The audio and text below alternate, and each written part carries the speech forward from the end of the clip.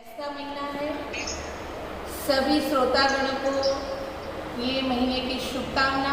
सभी का स्वास्थ्य अच्छा रहे, परिवार का भी स्वास्थ्य अच्छा रहे और जगत के सभी जीव मोक्ष मार्ग में आगे बढ़े, यही शुभकामना के साथ मामले की शुरुआत।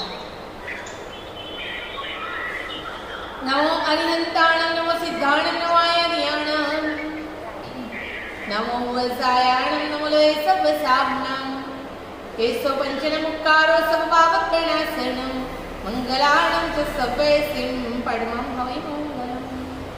नमो मंगलं किर्महिंसा संयमोतो देवाविक्रमो सन्दिग्धसदमयसयामणो जातमसुफे सुभवराव्येदसं नयमुपं किलामि शोभनेनप्तयं हेमे समणमुक्ता झेलुवे सन्दिसामुणो म्यमौपे सुदानवते सनेरया वयं च वित्तिं लभवनैकोयुपहं मयम् आहागडे सूर्यन्तुफे शुभवराजा महकारसममुदा जीवन्त्यनिस्या ज्ञानपिण्डरे आदन्ता तेन उच्चन्ति साम्रतिभ्येमि अर्हन्तो भगवन्त इन्द्रमहिता सीदास्य सीदि स्थिता आचार्यो जिनशासनोन्नतिकरा पूज्या उपाध्यायका श्री सिद्धान्त सुपाठका मुनिवरा रत्नत्रयाराधका पंचैते परमेष्टिना प्रतिदिनं कुर्वन्तु मङ्गलम्। अचिन्त्य चिन्तामणि कल्पशाखिने विशुद्ध सद्ब्रह्म समाधिशालिने दयानवायार्पितदायिने सतां नमो नमः श्री गुरुनेमि सूरय नमो नमः श्री गुरुनेमि सूरय नमो नमः श्री गुरुनेमि सूरय। सर्वपूर्वकाणं कम्माणं पावये फलविपाकम् अवरायसु मुनिसयं निमित्तमेतं पुरो होई। मनुष्य जन्म लेता है और जीवन यात्रा शुरू हो जाती है। इस जीवन यात्रा के दरमियान अलग अलग घटना से, अलग अलग एंगल से देखा जाए तो वो गुजरता है और हर जगह, आज का टॉपिक है वो तो पता ही है, हर जगह वो सहन करता रहता है। वो सहन करने का जो भी है उसके अंदर वो अगर समझदारी से सहन करेगा तो उसके लिए निर्जरा का कारण बनता है। आप देख लो, सहन करने की बात है, समझदारी से सहन शक्ति की डेफिनेशन देखी जाए तो परिस्थिति के अंदर व्यक्ति के प्रति कोई भी भाव को बिगाड़े बिना समझदारी पूर्वक वो सिचुएशन या स्थिति को सहन करना, उसे समझदारी बोलते हैं, उसे सहन शक्ति बोलते हैं। और वही मोक्ष मार्ग का बोले ना कि शुरुआत करनी है तो सबसे पहले जरूरी है।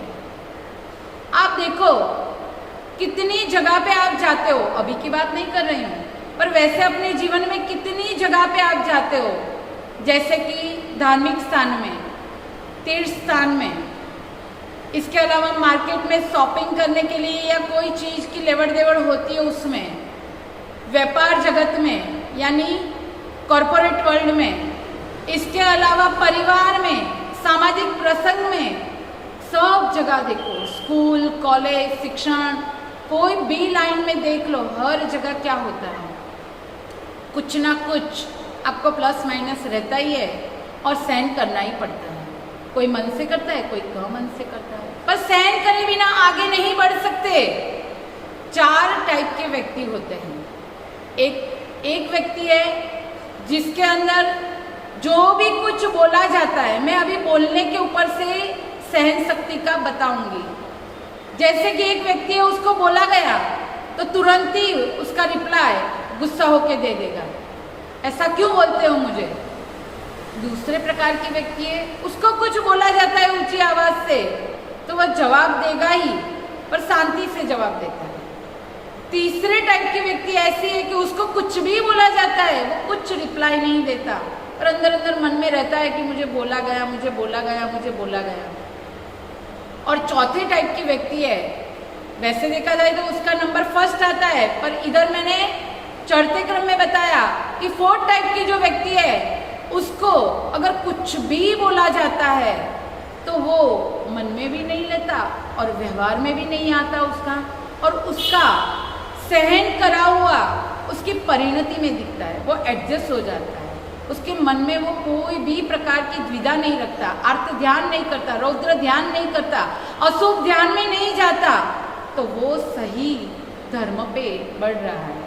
आपको अभी ये 4 एग्जाम्पल दिए गए, उसमें से कौन से ग्राफ पे हो सोच लेना। मुझे लगता है कि आप सभी ए टाइप के तो नहीं होंगे कि कुछ बोला जाता है तो उसका रिएक्शन तुरंत ही आएगा, ऐसा नहीं होगा, ऐसा मैं आशा रखती हूँ। और 4th लेवल में होंगे तो ही आप मनुष्य भाव को सफल कर पाओगे, ये मैं गारंटी से बोलती हूँ। अभी आपको शास्त्र के पन्नों पे लिखे हुए वर्ड्स को मैं आज कुछ शब्दों में बताना चाहती हूँ कि जैसे कि सैनिक महाराजा है, सैनिक महाराजा ने उनके बेटे को इतना बड़ा करा और ऐसे बड़ा करा कि अपना सब कुछ भूल गए और उसका लालन पालन करा, और आखिर में मिला क्या उनको कि उन्होंने यानी सैनिक का बेटा, सैनिक राजा का बेटा यानी कौणिक, और कौणिक ने क्या करा, सैनिक को जेल में डाल दिया। सैनिक राजा यानी परमात्मा के श्रावक, और ऐसे बेटे को बड़ा करने पर भी उसने उनको जेल में तो डाला, इतना ही नहीं, हर रोज के 100 हंटर उससे उनकी पिटाई करता था, मारता था। ऐसा हो जाता था कभी कभी कि वो हंटर खाने के यानी हंटर जब मारता था तब उनमें से खून निकल रहा था, उनकी बॉडी में से मांस सब निकल रहा था, फिर भी वो शांत थे। How it possible? आपका बेटा या आपके घर के कोई भी मेंबर आपको कुछ भी बोल देते हैं तो आप सहन कर सकते हो? नहीं। तो सैनिक महाराजा ने इतना सहन कैसे करा? उन्होंने अपने आत्म तत्व को जगा दिया था। इसीलिए तो बोला है, भोक्ता बनकर भोगता बंधन बांधत जाए, दृष्टा बनकर देखता बंधन कटते जाए। बोला है ना कि जब कर्म को भुगतने का आता है ना, तब दृष्टा भाव रखो, ज्ञाता दृष्टा भाव में रहो। अगर ऐसे भाव में रहते हो तो अपने आप कर्म बंध यानी कर्म निर्जना होने लगेगी और कर्म के बंध जो है वो टूटने लगेंगे। सैनिक महाराजा को वीर अपनी अस्थि तक पहुंच गए थे, और ऐसे जैसे जैसे वो हंटर मारता था वैसे वैसे उनको आत्मतत्व के प्रति ज्यादा से ज्यादा लीन हो रहे थे। जब सैनिक राजा के अंतिम संस्कार करे थे ना, तो शास्त्र के पन्ने बोल रहे हैं कि उनकी वो चिता में से वीर वीर की आवाज आ रही थी। वीर को उन्होंने अपने अस्थि मज्जा तक, अपने श्वास तक, सब जगह पे वीर को वासित कर लिया था। आप जब भी धर्म करते हो, धार्मिक अनुष्ठान या धार्मिक क्रियाएं या चिंतन मनन ध्यान तप कुछ भी करते हो, परमात्मा के प्रति लीनता कैसी है? सहन शक्ति तभी बढ़ती है जब आपके अंदर समझदारी से उसको सॉल्व करना आएगा। परिवार में आप बहुत कुछ सहन करते हो, क्यों?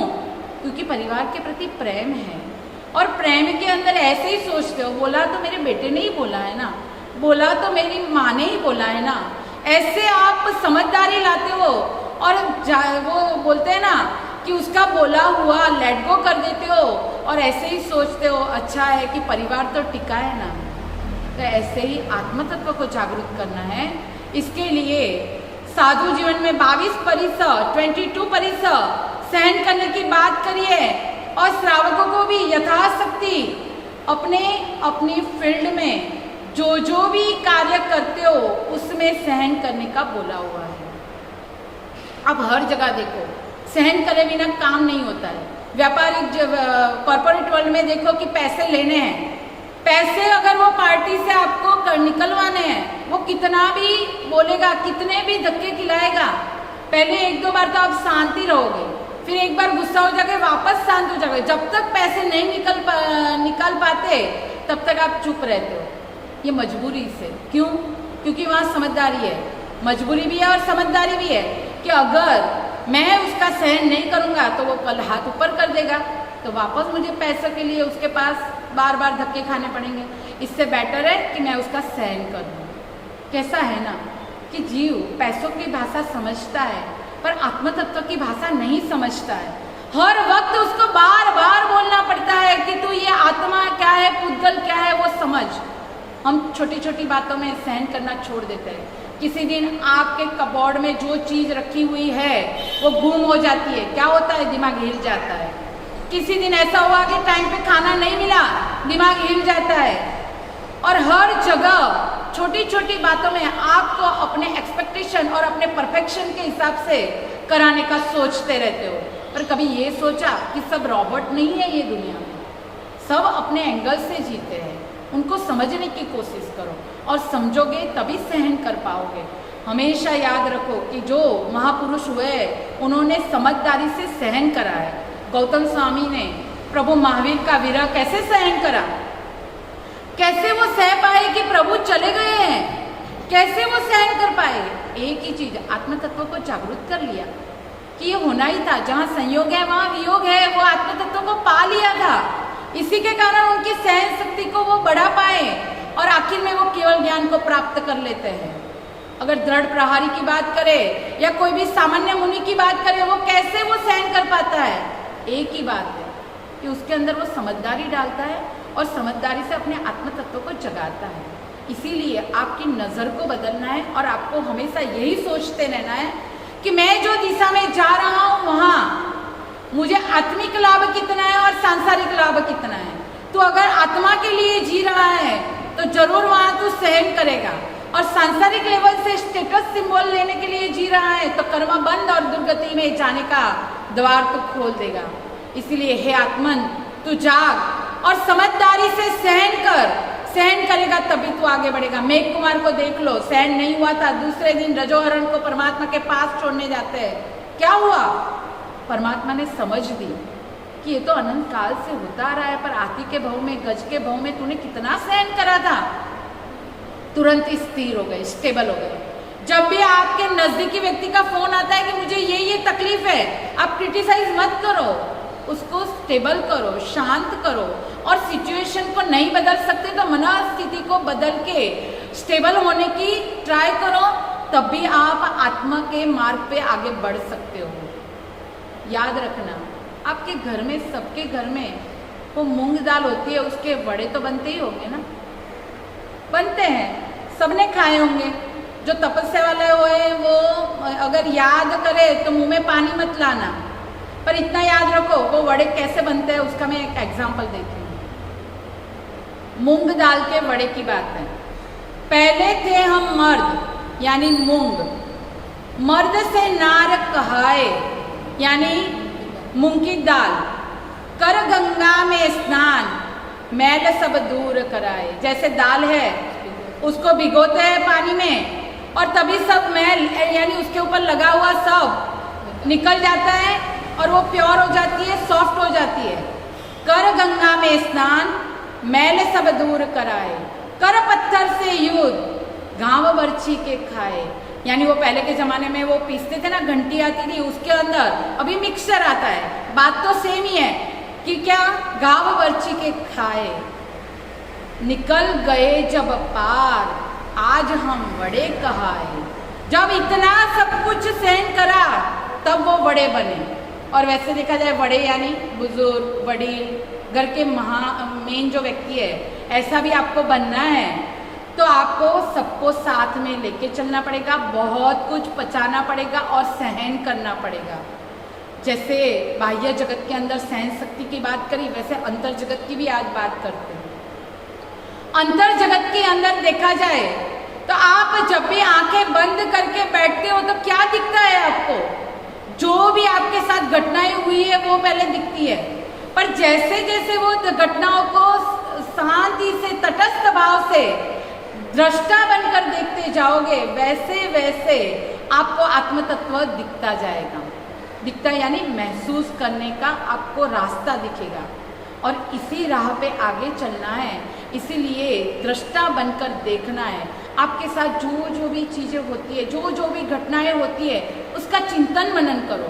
चिंतन मनन करोगे तो अवश्य ही रास्ता मिलेगा और मंजिल तक पहुंच पाएंगे। अब छोटे थे तब स्कूल में पेंसिल से तो लिखा हुआ था ना, सबने लिखा होगा। अभी तो पता नहीं, कंप्यूटर का ज़माना आ गया है, नोट पेन भी मिलते हैं कि नहीं वो पता नहीं उन लोगों को। परंतु जब पेंसिल से लिखते थे ना, तो पेंसिल से लिखे हुए वर्ड्स को कभी रॉन्ग हो जाते तो पोंछना पड़ता था, वो रबर से पोंछते थे। अब पेंसिल की बात करें तो पेंसिल की जब नोक खत्म हो जाती है तो क्या करते हैं? उसको छीलते हैं। ये सारी जो मैंने बातें बताई, अब उसको अपन प्रैक्टिकल लाइफ पे देखते हैं। जैसे एक पेंसिल बनाने वाला पेंसिल को बॉक्स में पैक कर रहा था, तब पेंसिल को थोड़े वर्ड्स बोले कि आप जब भी दुनिया के सामने आओ तो पहले आपको उसके हाथ में लेंगे, यानी आपको उनके ऊपर विश्वास रखना पड़ेगा। दूसरा, वैसे ही हमें भी अपनी जीवन नैया चलती है तो जो व्यक्ति के साथ हमारा ऋणानुबंध है उन सबके ऊपर विश्वास रखना पड़ता है। दूसरी बात कि जब आपसे कोई गलती होगी, कोई पोंछने वो वर्ड्स जो रॉन्ग लिखे हुए होंगे उसको वो पोंछ देंगे, यानी आपसे कोई गलतियां होती है तो वो आपको बताई जाएगी, तो उसमें स्टेबल रहना। फिर आता है कि पेंसिल की नोक खत्म होती है तो उसके अंदर उसके वो शार्पनर से उसको छिला जाता है और फिर उसकी नोक निकाली जाती है। वैसे ही आप जब रास्ते पे चल रहे हो जीवन यात्रा के मार्ग पे, तो आपको बहुत कुछ सुनाया भी जाएगा, समझाया भी जाएगा, बोला भी जाएगा। कुछ गलत व्यवहार किसी का हुआ तो उसको सहन भी करना पड़ा, पर तेरे अंदर का जो तत्व है, यानी पेंसिल के अंदर क्या है, वो उसकी नोक होती है, वो पूरी लकड़े के अंदर सेफ होती है। वैसे ही ये शरीर के अंदर जो आत्मा है उसकी तो चिंता करना, बाकी सब ऊपर वाला देख लेगा। याद रखो, हमारा जो जीवन चल रहा है उसके ड्राइविंग का काम हम करेंगे, तो हम अलर्ट नहीं रहे तो एक्सीडेंट होने की पॉसिबिलिटी है। पर अगर ड्राइविंग की जगह आप पीछे की सीट पे बैठ जाते हो और वो नैया, वो गाड़ी चलाने की जिम्मेदारी आप परमात्मा को सौंप देते हो, तो क्या होता है? आपको नींद भी आ गई तो भी कोई टेंशन नहीं है, आप गलत भी हो गए तो भी कोई टेंशन नहीं है। इसीलिए एक बात याद रखो कि अपने जीवन को हर रोज परमात्मा के चरणों में समर्पित करो, तो अपने आप सहन शक्ति बढ़ेगी, अपने आप आगे बढ़ने का रास्ता मिलेगा। और सहन करे बिना आत्मा जगता नहीं है, और जगाने के लिए, चैतन्य को पाने के लिए प्रभु वीर ने भी सहन करा था, प्रभु आदिनाथ ने भी सहन करा था, बाकी के जो बीच में तीर्थंकर है सभी ने सहन करा था। वो चाहे तो महल में रहकर साधना कर सकते थे, पर घर छोड़ा, राजमहल छोड़ा, परिवार को छोड़ा। क्यों ये सहन करा? क्योंकि सहन करने से आत्मा तपती है और समझदारी से सहन करा हुआ आपको मोक्ष मार्ग पे आगे लेके जाता है। तो इसी तरह मनुष्य भाव को सफल करे, यही शुभ मंगल भावना। अज्ञानतिमिरान्धान ज्ञानाञ्जन शलाकया नेत्र उन्मीलितं येन तस्मै श्री गुरवे नमः। आज का टॉपिक है सहनशीलता। बहुत ही अच्छा टॉपिक है। सबको अगर ये टॉपिक की बात निकले ना, किसी के जीवन को पूछे कि कोई बहन आए और उनको पूछे कि भाई आपकी लाइफ की स्टोरी में आपने ज़्यादा सहन किया है कि परिवार वालों ने सहन किया, तो तुरंत कोई भी पर्सन होगा वही बोलेगा कि मेरी ज़िंदगी में सबसे ज़्यादा अगर दुख हुआ है तो मुझे ही हुआ है। सबको ऐसा ही लगता है कि मैंने ही सहन बहुत किया है। देखो, हर इंसान अपने एंगल से देखता है। कि कौन कितना, लेकिन दो तरह से सहन करने का होता है। एक मजबूरी में सहन करना पड़ता है और एक समझदारी के साथ, और उसके अंदर हम थोड़ा आगे जाते हैं। कई सिचुएशन ऐसी होती है कि जिसके अंदर आप कुछ भी चेंज नहीं कर सकते, जैसे कि बारिश का मौसम आया, आप चाहो कि नहीं चाहो सहन करना ही पड़ता है। ठंडी का मौसम आया, कुदरत है, आप कहो कि भाई 4 महीना मुझे ठंडी नहीं चाहिए, कुछ नहीं चलेगा आपका, सहन करो। गर्मी का मौसम आया, गर्मी कितनी पड़ रही है, कितना भी चिल्लाओगे पर वो गर्मी में कोई फर्क नहीं पड़ने वाला है, ये सहन करना ही पड़ेगा। वैसे ही गवर्नमेंट के रूल्स हैं, जैसे अभी GST आया, कितना भी उथल पाथल कर लो, ये गलत है, राइट है, ये है, वो है, कितना भी कर लो, फॉलो कर रहे हो। तकलीफ भी पड़ती होगी लेकिन फिर भी कर रहे हो, क्यों? उधर आपका चल नहीं रहा, मजबूरी है।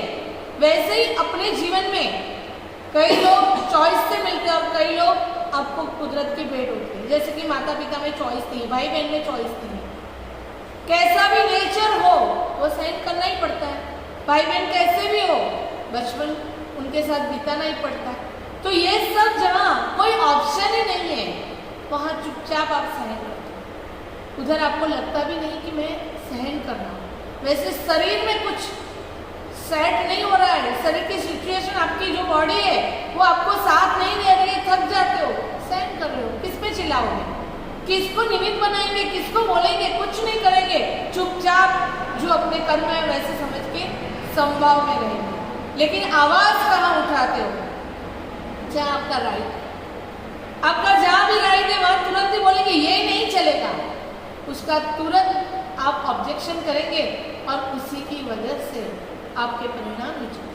देखो सही चीज जहाँ ऑप्शन नहीं वहाँ सहन करना वो बड़ी बात नहीं है। जहाँ ऑप्शन है, जहाँ आप सही हो और फिर आप मौन रहते हो तो वो सही समझदारी है।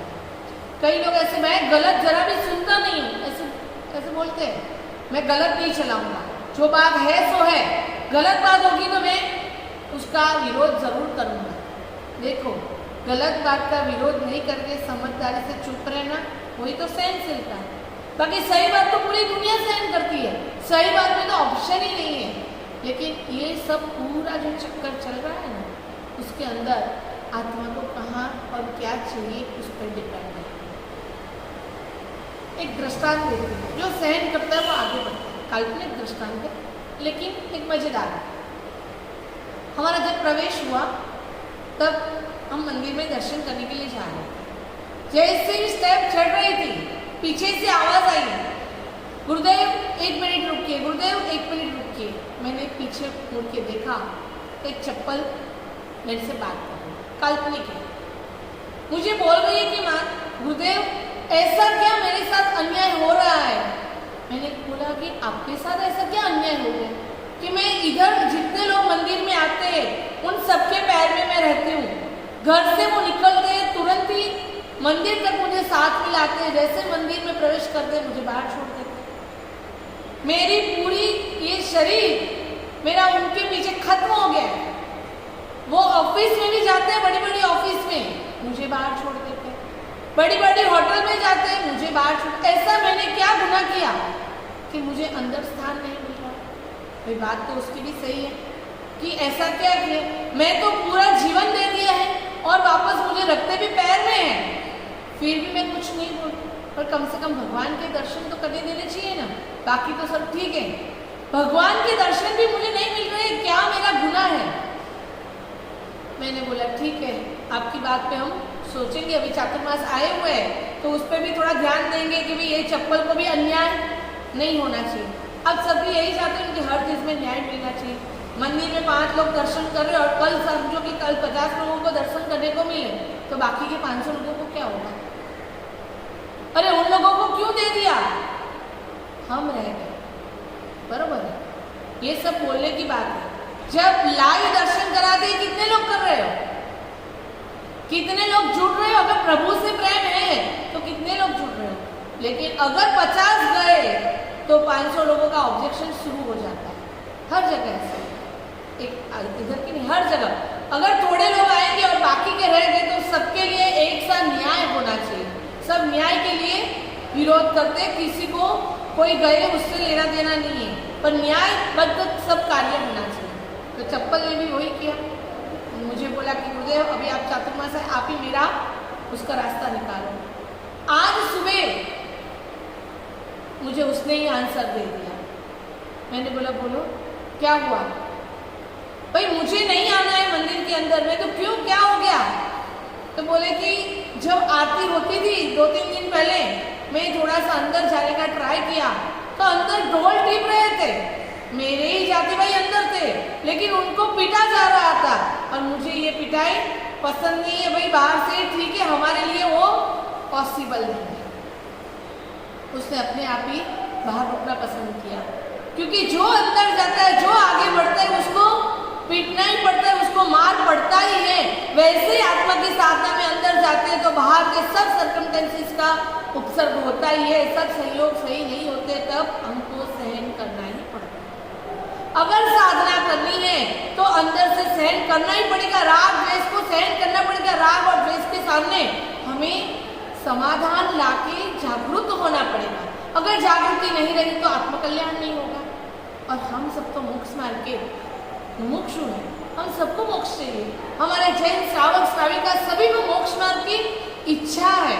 भले ही कुछ मालूम नहीं है मोक्ष में क्या है, लेकिन यह मालूम है कि प्रभु ने बताया मोक्ष में जाना और मुझे मोक्ष में जाना। तो मोक्ष मार्ग के हम सब प्रवासी हैं और मोक्ष मार्ग के प्रवासी के कारण ही हमें सहन शक्ति डेवलप करती है। उसके अंदर एक दृष्टांत देते शास्त्र का।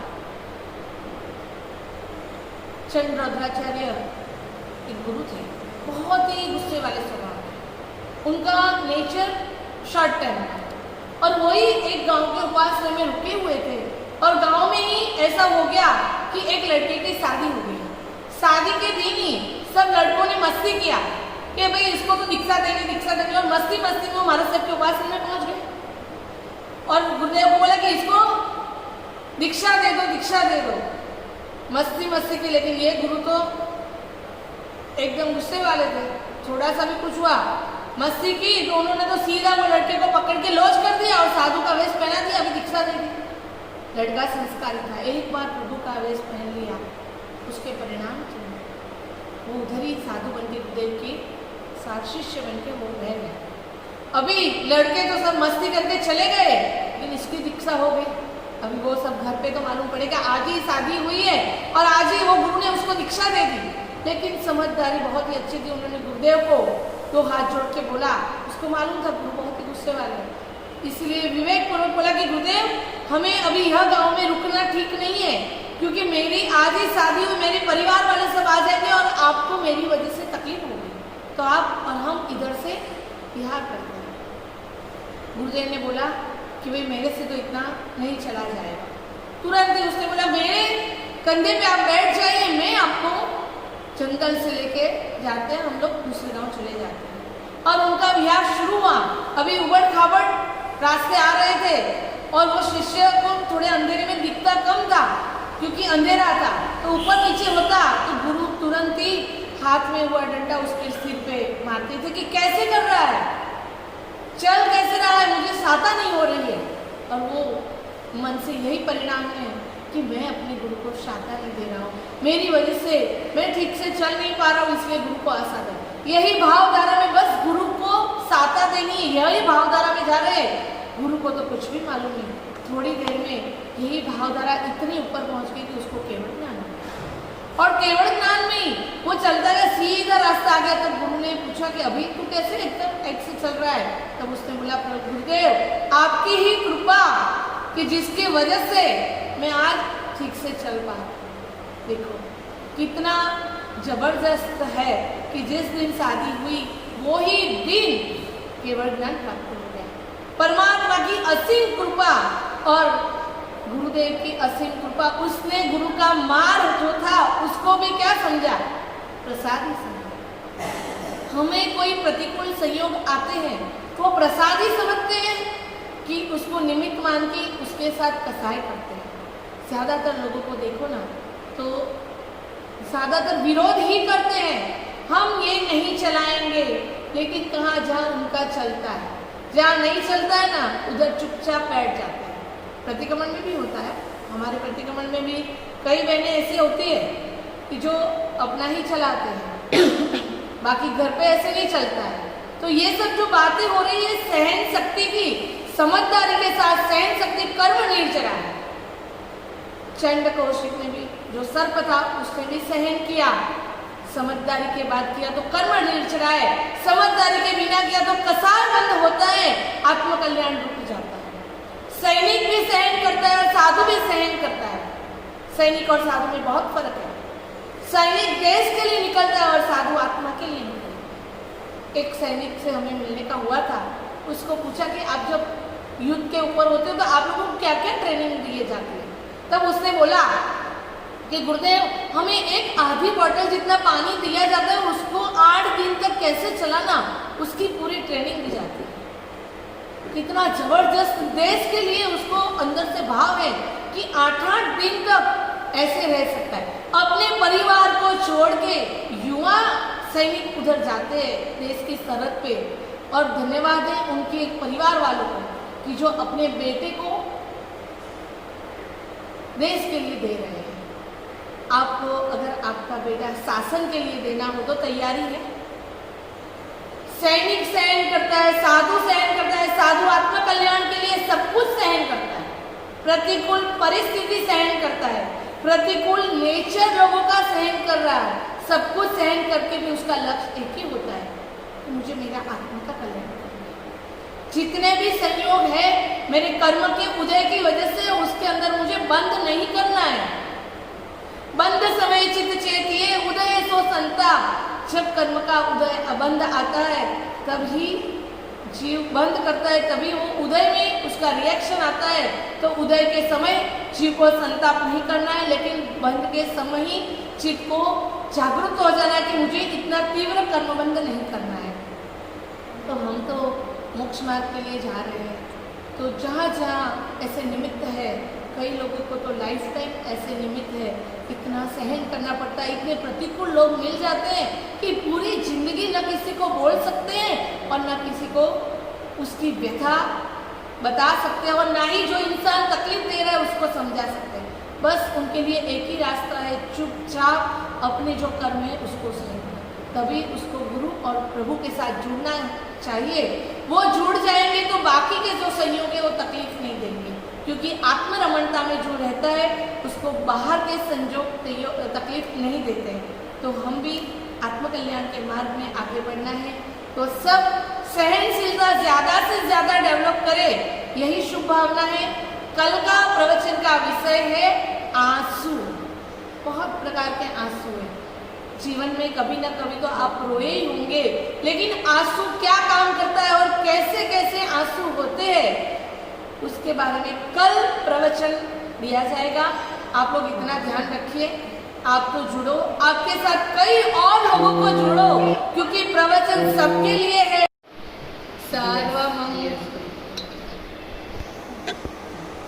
सर्वमंगल मंगलम सर्वकल्याण कारणम प्रदानम सर्वधर्माणां जैनम जयति शासनम। बोलो जिन्हें शासन देव की जय। देखिए ये दोपहर के प्रवचन के अंदर VS ग्रुप जबरदस्त मेहनत कर रहा है। रोज वो लोग दोपहर को आ जाते हैं, तो कम से कम आप लोग भी प्रवचन सुनने के लिए आइए और उन लोगों की अनुमोदना जरूर कीजिए। यही आशीर्वाद है। आज बैसता महीना है, सब थोड़ा प्रभु का जाप और प्रभु की भक्ति, और शाम का जो आरती का समय है उसमें भी सब जुड़ेंगे। ये शुभ मंगल।